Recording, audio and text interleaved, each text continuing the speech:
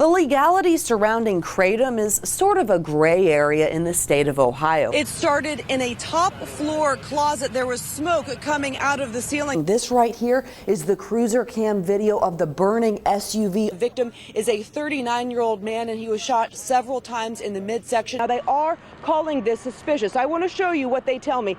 They say that the fire actually started in the backyard of this vacant home, and then it quickly spread, putting salt onto their bare skin. Then they're taking some ice, putting ice on top of that salt, and then pressing down. Check out these huge snowballs left over from when the plows came through in Arcanum. Most of the side streets have been plowed, which is good news for just about everyone, except for these guys, now buried in this. You can see this bush is so overgrown, it's taller than me. Also, there's plenty of trash littering the property, and this is what the city wants other citizens to clean up. So here's what you do to make sure your grill is safe. Just take some soapy water, put that water on the hose and its connectors.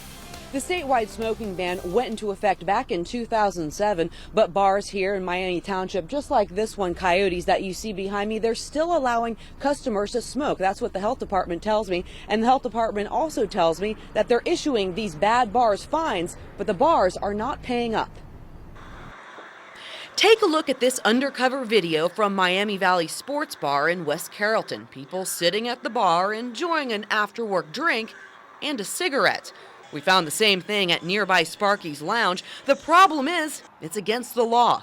Montgomery County's Public Health Department is in charge of enforcement, and they are issuing fines to offenders, but certain bars are refusing to pay. In my 30 years of doing this work, there's been no other program where we get into a more confrontational situation with operators than the smoking enforcement.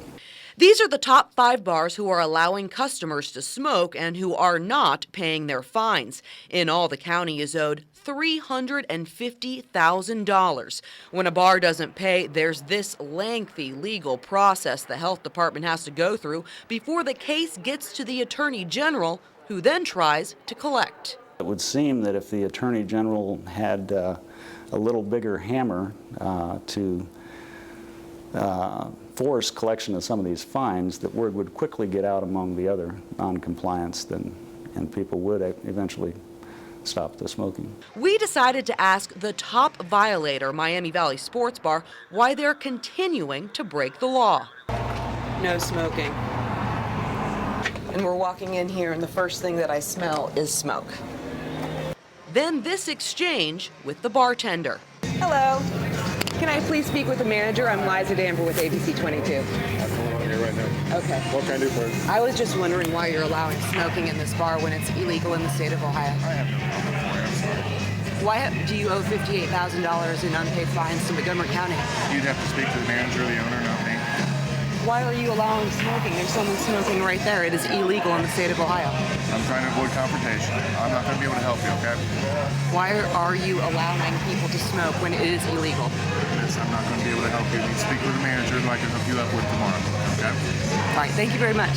In the end, no explanation for the illegal activity that we caught on tape, and no reason why the bar is refusing to pay fines. And the legal process to pay these fines can take years. That's what the health department tells me. And firefighters are still on the scene here more than 6 hours since this fire started. Take a look. You can still see that ladder truck in position. Firefighters have been spraying water onto the roof of this pub and pizza parlor on and off for the past 6 hours. Now, believe it or not, firefighters tell me this could have been worse. Normally on a Friday night, this place is packed. So imagine if the fire would have started now, it could have been disastrous. Check out this cell phone video taken seconds after employees at Patty's Pizza and McMurray's Irish Pub managed to safely escape the burning building. The room started filling up with smoke, so we pretty much ran out the front door, and that's when I called 911. Bartender Alex Cummins was just about to open the pub for business when a kitchen fryer in the back of the building caught fire. Everyone that works at the bar is like family, so I think it's going to be pretty hard for a lot of people. Owner and city commissioner Kevin O'Neill had just left when he got the dreaded call. The building's on fire. So he sped back to work to find his labor of love in flames. I just wanted to keep driving. O'Neill believes the fryer malfunctioned because it was on, but nothing was cooking. The fire quickly spread and was very difficult for crews to put out, the rubber-like roof preventing water from reaching the hot spots. The longer we sat here, the worse the fire got. It didn't seem like it was ever, going down. For decades, this building has been a Springfield landmark and popular hangout spot.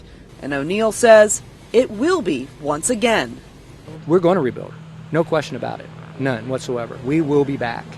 We should let you know one firefighter was injured fighting this fire. He was actually on a ladder truck like the one that you see behind me. He got his arm stuck in the ladder. He was taken to the hospital. He's expected to be okay, though.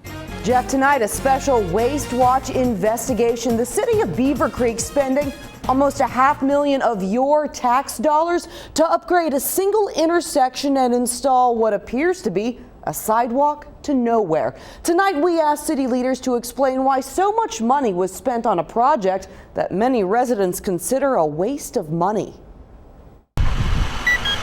The intersection of Grange Hall and Research Boulevard in Beaver Creek now has all the bells and whistles. Literally, a recently completed $117,000 project funded with state tax money paid for new pedestrian and traffic lights, crosswalks, and landscaping. According to the city, the improvements were all safety necessities. These are all things that are requirements of modern day highways, and even the landscaping was overgrown and really a hazard from a sight distance standpoint. There's a lot of effort that went into that intersection, and there's just not a lot of use, and when you can't pass a levee to get busing to high school, it's just not right. John Hauser, just one of many residents who aren't too happy with how the city is spending tax money. Almost $300,000 tax dollars, mostly from a federal grant, dumped into building this, a sidewalk down Grange Hall Road connecting a nearby bike path to nothing. Right now, you have an intersection that's not used. You're trying to essentially force it to be used. The city says it plans to extend the sidewalk and claims already more pedestrians are taking advantage of the portion of the project that's completed. You have to build it for them to come, because people won't walk and bike on our roads in the state they are right now, with no shoulders and pretty high speed traffic. Beaver Creek says it's already obtained another federal grant to extend the sidewalk the entire length of Grange Hall Road all the way to Patterson. Construction on that won't start until 2017, though. Well, if you suspect a local or state government wasting your money, we'd like to investigate. Call our Waste Watch tip line 937-262-1426 or shoot us an email at wastewatch@fox45now.com.